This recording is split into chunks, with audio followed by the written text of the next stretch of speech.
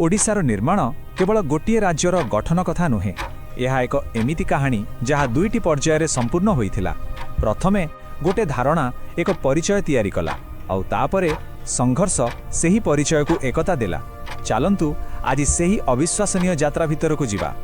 भावंतु तो टिके गोटे राज्यर मानचित्र तैयारी होउछि, किंतु कोनोसी प्रशासनिक सुविधा पाई नुहे बरं लोकमानंकर भाषा को नहीं। एटा ही थिला ओडिशा गठन पछर सबुठु बड़ आ वैप्लविक चिंताधारा। गोटे भाषा को गोटे संस्कृति को राजनैतिक स्वीकृति देवा। हेले कहानी एतिकिरे सरी नथिला। 1936 रे जो परिचय मिलिला सेटा गोटे अधा तैयारी मानचित्र भली थिला। तेबे सेही असंपूर्ण मानचित्र पूरा हैला केमिति?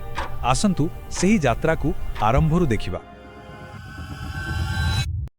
1 एप्रिल 1936 एही तारीखटा केवल कैलेंडर रो गोटे पृष्ठा नुहे बरं यह थिला एक नुआ प्रदेशर जन्मर घोषणा। भारत सरकार अधिनियम 1935 अनुसारे ओडिशा को एक स्वतंत्र प्रदेश भाव में मान्यता मिलिला। वर्ष वर्षर संघर्ष परे ओडिया भाषा केवल गोटे भाषा होई रहिला नहीं बरं गोटे पूरा प्रदेशर परिचय पाल्टी गला। गोटे प्रदेश तो जन्म नेला किंतु एहार एकता सेटा संपूर्ण नथिला। आउ एइठु ही आम कहानीर प्रकृत द्वंद्व आरंभ होउछि। माने नुआ प्रदेश को भाषा आधार में स्वीकृति मिलीगला किंतु आरंभरू ही यह राजनीतिक भावे खंड विखंडित होई रहिथिला। एही प्रदेशर सृष्टि केवल गोटे सरकारी निष्पत्ति नथिला, बुझिले। यह पछरे थिला दशंधि दशंधि धरी चलीथिबा भाषा भित्तिक आंदोलनर सफलता।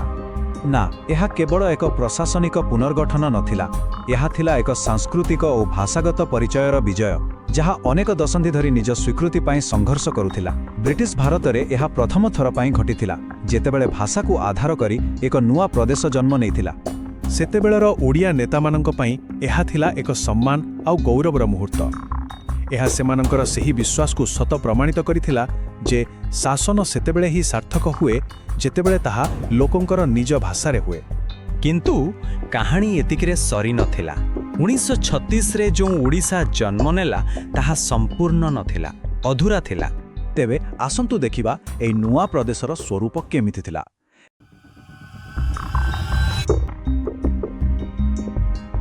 एहार मूल दुआ थिला भाषा आउ एहा थिला बहु वर्षर राजनैतिक आलोचनार परिणाम।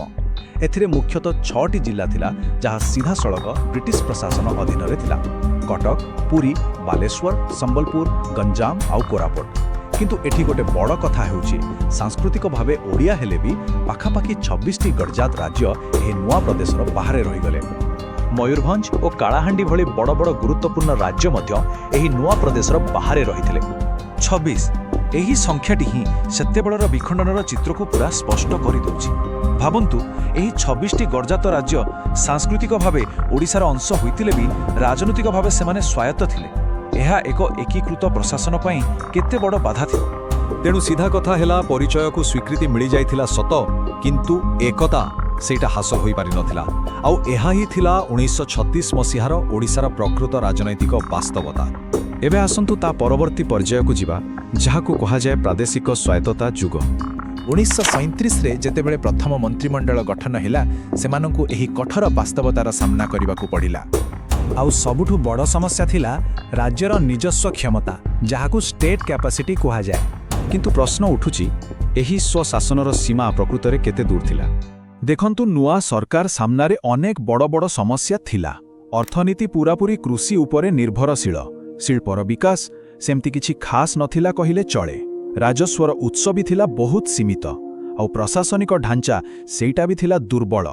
किंतु सबुठु बड़ कथा कौन जानती ना नाकु मात्र स्वशासन थिला कारण शेष निष्पत्ति नेबार अधिकार से ब्रिटिश गवर्नर को हाथ रे ही रहिथिला। एहार सीधा सड़क अर्थ हेउछि राजनैतिक स्वीकृति तो मिलिगला किंतु ताकु चलैबा पई जेउ प्रशासनिक शक्ति दरकार ताहा आसी नथिला। एही प्रादेशिक स्वायत्तता एक प्रकार छलना थिला जोंटी प्रतिनिधि तो थिले किंतु प्रकृत क्षमता नथिला।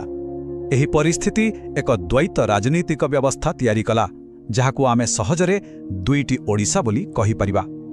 आसंतु एही दुईटी समांतराल शासन व्यवस्था को तिक भल भावरे बुझिबा। एठारे दुईटी व्यवस्थार फरक पूरा स्पष्ट।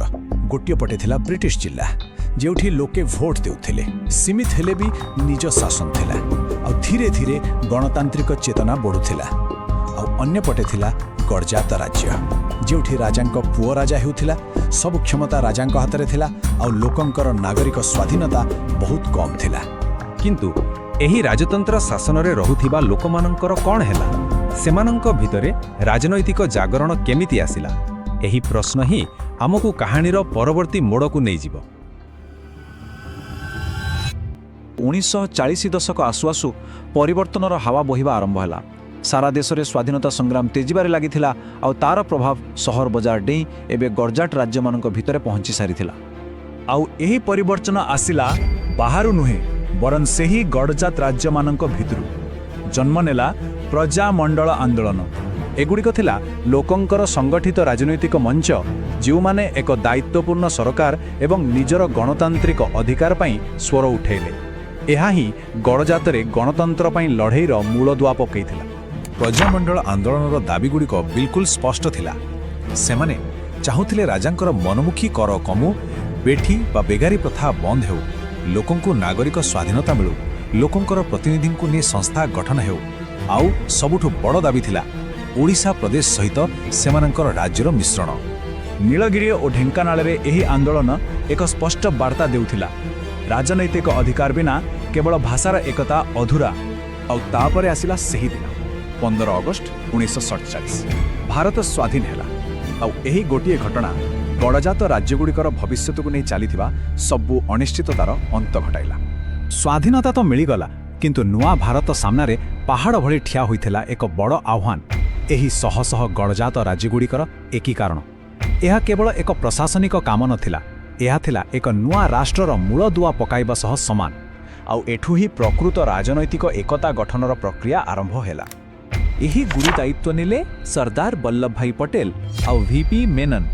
ଆଉ ତାପରେ ଘଟଣା ସବୁ ଦ୍ରୁତ ଗତିରେ ବଦଳିବାକୁ ଲାଗିଲା।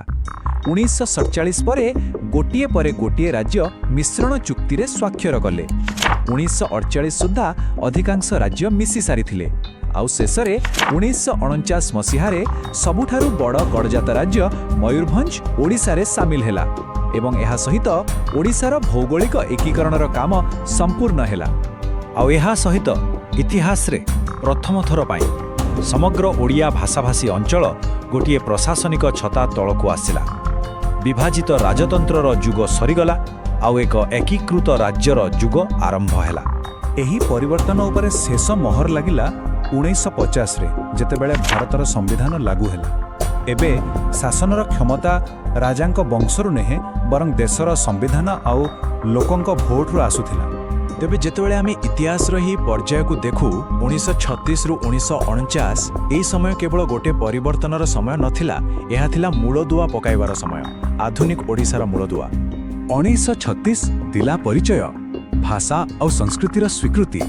ତାପରେ 1947 ଆଣିଲା ସ୍ୱାଧୀନତା, ଯାହା ଏକତାର ରାସ୍ତା ଖୋଲିଦେଲା।